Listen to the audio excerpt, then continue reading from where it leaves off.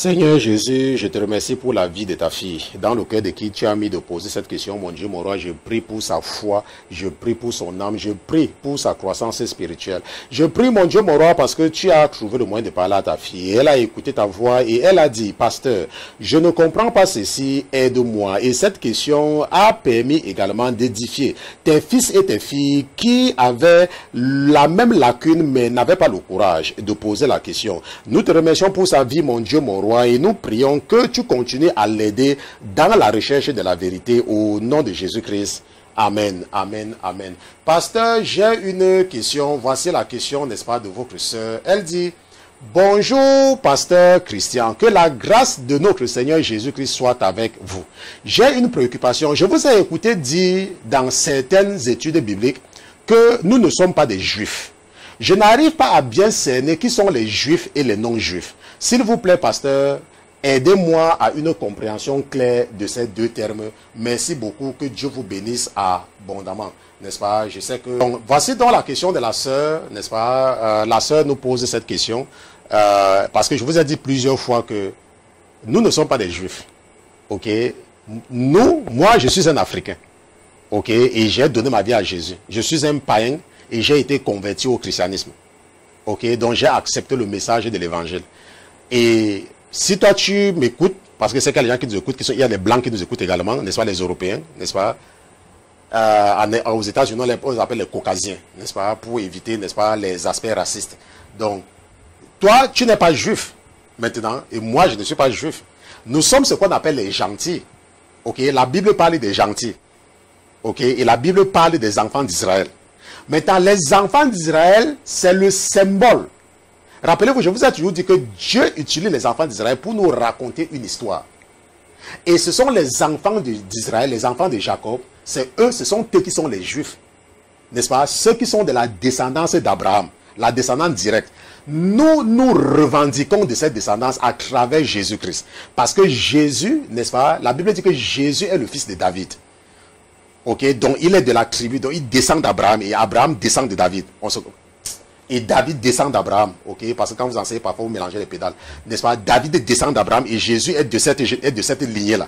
Et nous, les gentils, nous nous revendiquons de la descendance d'Abraham à travers Jésus. Parce que c'est Jésus qui nous justifie.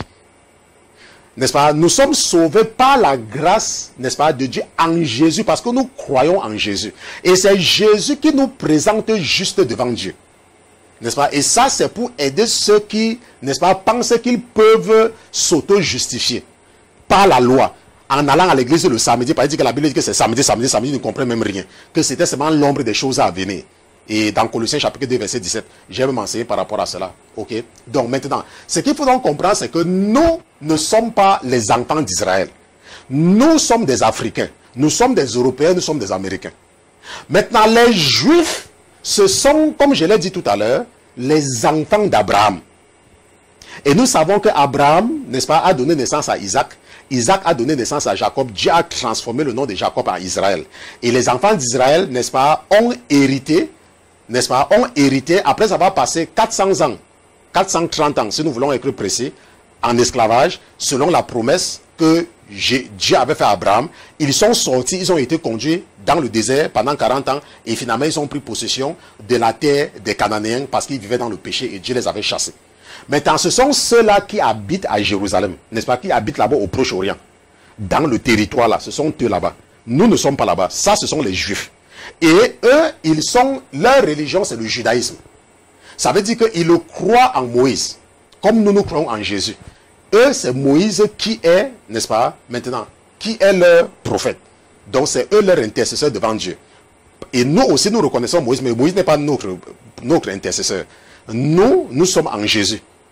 Maintenant, nous ne sommes pas les Juifs. C'est pour ça que nous ne sommes pas les Juifs. Maintenant, les Juifs, maintenant, ont leur loi.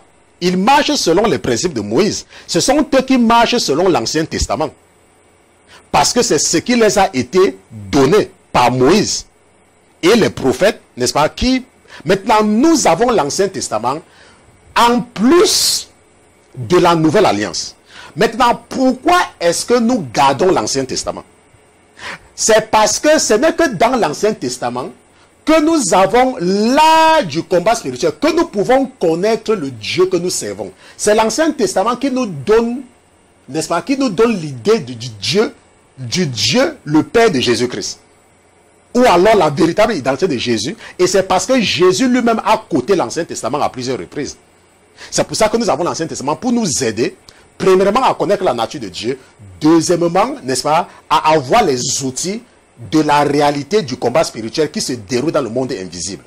Mais dans la Nouvelle Alliance, qui est le Nouveau Testament, qui veut en réalité dire la Nouvelle Alliance, c'est comme moi, je suis ancré dans Dieu. J'ai une alliance avec Dieu. Lorsqu'il m'a appelé, il m'a dit que voici notre alliance. Si tu marches selon ma volonté, tu ne manqueras jamais de rien. Ça, c'est l'alliance que j'ai avec Dieu. Et si tu es un vrai serviteur de Dieu, et si tu m'écoutes, tu le sais que c'est vrai, il y a quelque chose que tu es ancré, il y a un contrat entre toi et Dieu. Si tu m'écoutes et que tu es vraiment, que tu as été appelé.